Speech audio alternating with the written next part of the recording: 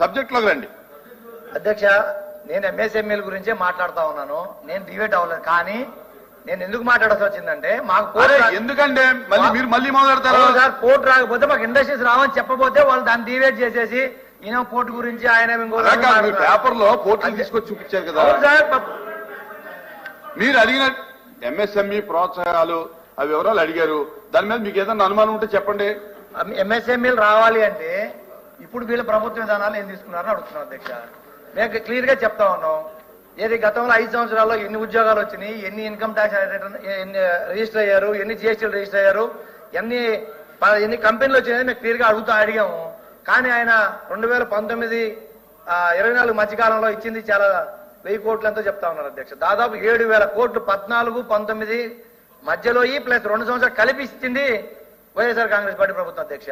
అవి అసత్యాలు చెప్పుకుంటూ ఇక్కడ ఈ ఇండస్ట్రీస్ రావాలి అంటే వాడికి హైవేలు కావాలి, పోర్టులు కావాలి, ఇంకా ఉద్యోగ స్కిల్ డెవలప్మెంట్, స్కిల్ లేబర్ కావాలి. ఇవన్నీ ఉంటాయి, అనుబంధం ఉండదు అధ్యక్ష. ఓన్లీ ఎంఎస్ఎంఈలు రావాలంటే ఎంఎస్ఎం అనేది రాదు అధ్యక్ష. ఇవన్నీ సౌకర్యాలు కల్పిస్తేనే ఇక్కడ పరిశ్రమలు వస్తాయి, ఉద్యోగాలు వస్తాయి.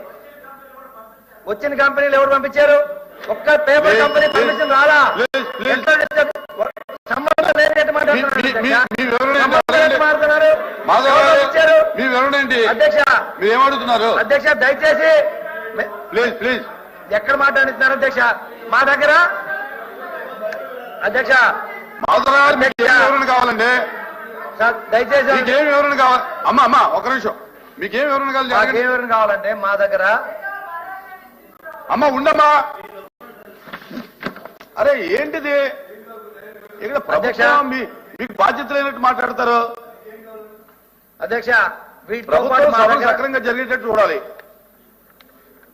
అధ్యక్ష. మా దగ్గర వీటితో పాటు మీకేం కావాలి అడగండి. అడుగుతున్నాను, నోట్లో నుంచి మాట రానియండి సార్ బయటికి.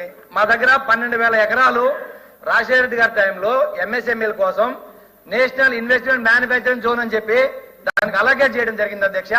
అతి తక్కువ ధరకి గైడ్ లైన్ వాల్యూ 2.5 లక్షలు ఉంది అధ్యక్ష. 6 నుంచి 7 లక్షల రూపాయల లోపల మీరు ఆల్రెడీ 4,000 ఎకరాలు గవర్నమెంట్ సబ్మిట్ చేయడం జరిగింది. మళ్ళీ 4,000 ఎకరాలు గవర్నమెంట్ అసైన్మెంట్ ల్యాండ్ ఉంది అధ్యక్ష. రైతుల భూములు కూడా 4,000 ఎకరాలే ఉంది.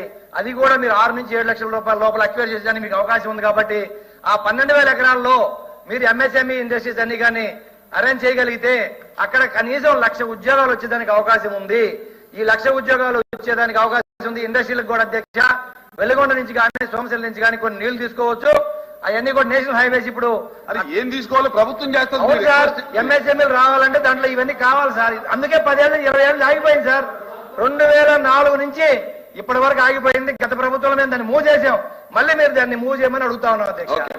ఏమీ లేవని చెప్పి వాళ్ళని ఆపేస్తున్నారు అధ్యక్ష. మా దగ్గర రవీంద్ర గారు సూట్ గా మీ డౌట్ ఏంటి, మీకు ఏమి వివరణ కావాలి సూట్ గా అడగండి. ఎంఎస్ఎంఈ అనేది రాష్ట్రానికి